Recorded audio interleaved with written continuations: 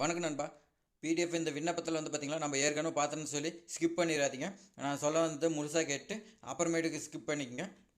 இப்போ வந்து பார்த்திங்கன்னா நம்ம இந்த அப்ளிகேஷன் ஃபார்ம் எப்படி அப்ளை பண்ணலாம் நம்ம வந்து பார்த்திங்கன்னா ஏற்கனவே வீடியோ இருக்குது. இருந்தாலும் நம்மளுடைய சப்ஸ்கிரைபர் வந்து பார்த்திங்கன்னா நிறைய டவுட் கேட்டாங்க. அந்த டவுட்லாம் வந்து இந்த வீடியோவில் ஃபுல்லாக கிளியர் பண்ண போகிறோம். உங்களுக்கும் டவுட் இருந்துச்சுன்னா இந்த வீடியோ ஃபுல்லாக பாருங்கள். ஏன்னா கண்டிப்பாக டவுட் இருக்கும். நிறைய சப்ஸ்கிரைபர் வந்து நிறையா டவுட் கேட்டாங்க.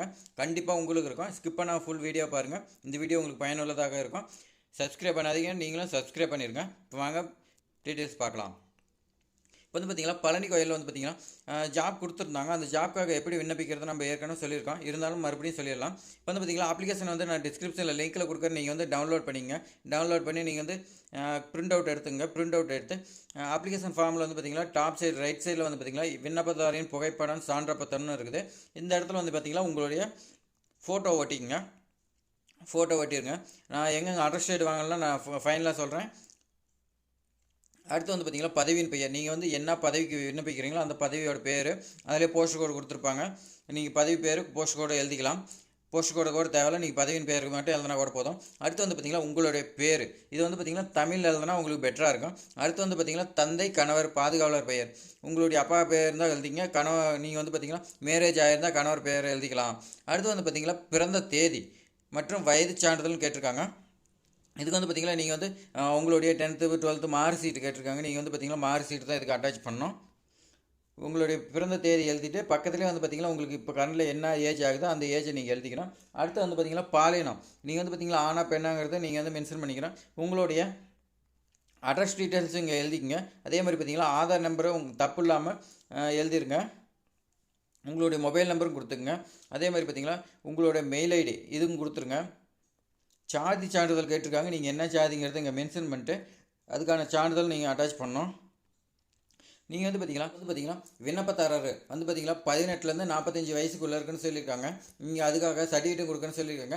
அதே மாதிரி பார்த்திங்கன்னா கல்வி தகுதி வந்து பார்த்திங்கன்னா நீங்கள் அதுக்கான சர்டிஃபிகேட் கொடுக்கணும். நீங்கள் வந்து பார்த்திங்கன்னா மேக்ஸிமம் எவ்வளோ படிச்சிருக்கீங்க, டிகிரி படிச்சிருக்கலாம், ஒரு டிகிரி 2 டிகிரி அந்த மாதிரி படிச்சிருக்கலாம், எவ்வளோ லாஸ்ட்டாக படிச்சிக்கிறீங்களோ அது வரைக்கும் நீங்கள் வந்து மென்ஷன் பண்ணிங்க.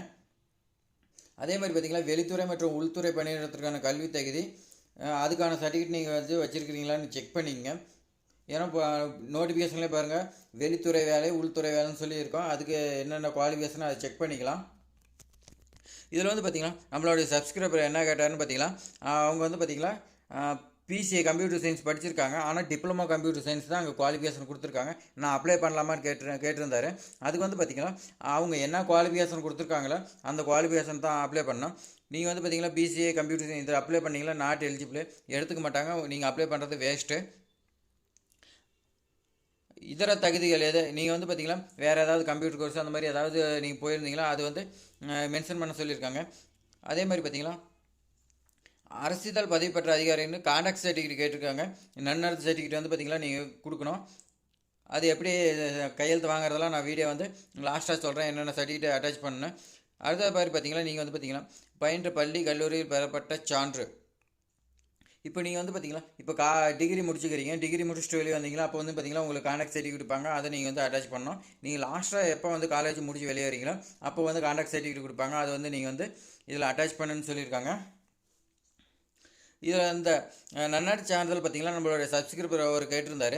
என்னென்னா இதில் வந்து பார்த்திங்கன்னா நம்ம ஜெராக்ஸ் எடுத்து வைக்கணுமா இல்லை ஒரிஜினல் வச்சு அனுப்பணுமான்னு கேட்டிருந்தாங்க. இதில் வந்து பார்த்திங்கன்னா நீங்கள் வந்து ஜெராக்ஸ் தான் வச்சு அனுப்பணும். நீங்கள் வந்து ஒரிஜினல் வச்சு அனுப்பிட்டீங்கன்னா உங்களுக்கு டாக்குமெண்ட் வெரிஃபிகேஷனுக்கு வந்து கூப்பிடும்போது நீங்கள் வந்து மறுபடியும் சைன் வாங்கிட்டு தான் போகிற மாதிரி இருக்கும். ஏன்னா நீங்கள் வந்து ஒரிஜினல் கொண்டு போகணும். அதனால் நீங்கள் வந்து இப்போ ஜெராக்ஸ் எடுத்து வச்சுட்டு ஒரிஜினல் பத்திரமா வச்சுங்க. டாக்குமெண்ட் வெரிஃபிகேஷன் கூப்பிட்டாங்களா நீங்கள் வந்து அப்போ ஒரிஜினல் கொண்டு போகணும். அடுத்து பார்த்திங்கன்னா குற்றவியல் நடவடிக்கை இருப்பேன் அது கொடுத்துருக்காங்க. உங்கள் மேலே ஏதாவது எஃப்ஐஆர் பதிவு பெற்றிருக்குதா, ஏதாவது வழக்கு நிலுவை இருக்குதா அப்படின்னு கேட்டிருக்காங்க. ஆம்னா கொடுங்க, இல்லைன்னா விட்டுருங்க. அடுத்து வந்து பார்த்திங்கன்னா நீங்கள் வந்து பார்த்திங்கன்னா இந்த வேலைக்கு இப்போ நீங்கள் அப்ளை பண்ணக்கூடிய வேலைக்கு ஏதாவது எக்ஸ்பீரியன்ஸ் இருக்குதான்னு கேட்டிருக்காங்க. அப்படி இருந்துச்சுன்னா அதுக்கான சர்டிஃபிகேட்டும் கேட்டிருக்காங்க. அது இருந்தால் கொடுங்க, இல்லைன்னு கொடுத்துருங்க. அதாவது பொதுவான ஏதாவது குவாலிஃபிகேஷன் தான் மென்ஷன் பண்ணுங்கள், இல்லைன்னா விட்டுருங்க.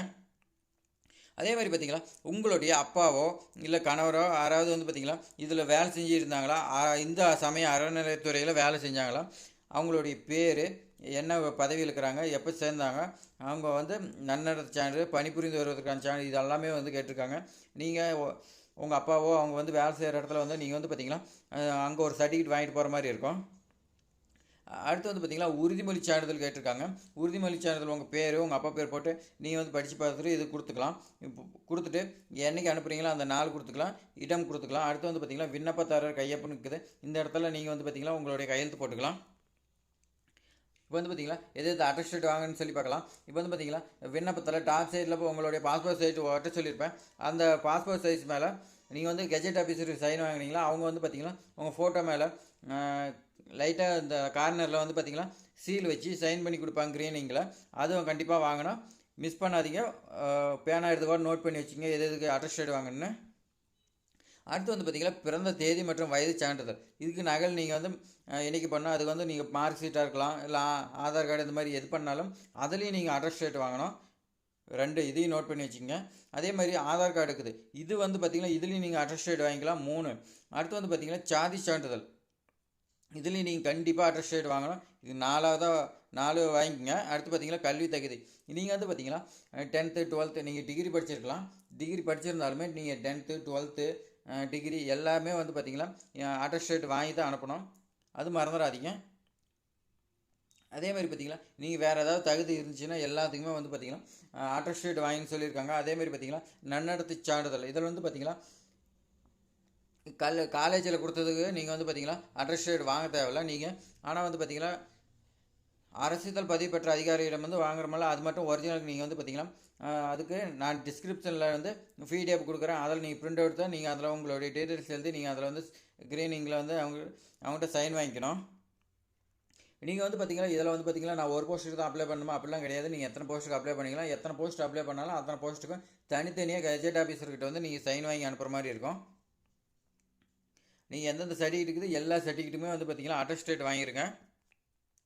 இன்னும் வந்து பார்த்திங்கன்னா உங்களுக்கு ஏதாவது டவுட் இருந்துச்சுன்னா நீங்கள் வந்து பார்த்திங்கன்னா கமெண்டில் கொடுங்க, நான் வந்து ரிப்ளை பண்ணுறேன். இது மாதிரி பயனுள்ள தகவல் வந்து நம்ம சேனலில் வந்து தொடர்ந்து வந்துகிட்டு இருக்குது. பயனுள்ளதாக நினச்சிங்களா சப்ஸ்கிரைப் பண்ணாதீங்க, சப்ஸ்கிரைப் பண்ணியிருக்கேன். இன்னும் நிறையா வீடியோஸ் எல்லாமே வந்துட்டு இருக்குது.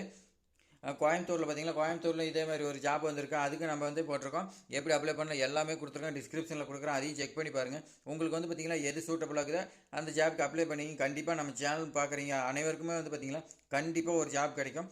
நம்பிக்கையோடு அப்ளை பண்ணுங்கள். தேங்க்ஸ் ஃபார் வாட்சிங்.